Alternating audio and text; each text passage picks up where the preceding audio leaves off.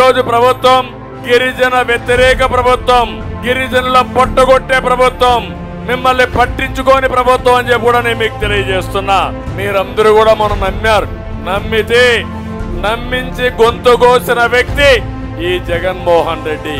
నేను అడుగుతున్నా ఇక్కడే మిమ్మల్ని అందరినీ, మీకెవరికైనా న్యాయం జరిగిందా అని మిమ్మల్ని అడుగుతున్నా. ఒకసారి గతంలోకి వెళ్ళండి.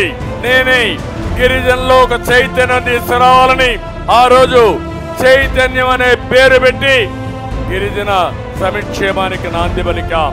గురుకుల పాఠశాలలో పెట్టింది తెలుగుదేశం పార్టీ.